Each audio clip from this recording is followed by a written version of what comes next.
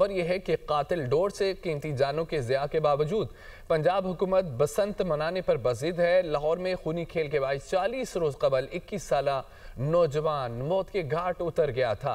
Punjab kite flying ordinance 2025 जारी कर दिया गया। कॉपी दुनिया न्यूज़ सामने ले आया। पंजाब में पतंगबाजी को डिप्टी कमिश्नर की इजाज़त से मशरूत कर दिया गया। पतंग साजी और पतंग फरोख्त करने के लिए रजिस्ट्रेशन करवाना लाजमी करार दे दिया गया। पतंगबाज तंजीमों के लिए रजिस्ट्रेशन भी कराना होगी।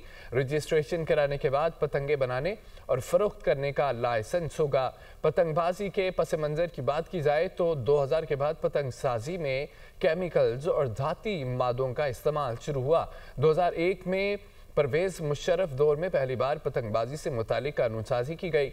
2024 में पंजाब असम्बली ने काइट फ्लाइंग तरमीमी एक्ट मंजूर किया। ऑर्डिनेंस के तहत पतंगबाजी धाती डोर बनाने, फरोख्त और इस्तेमाल गैर जमानती जुर्म करार पाया।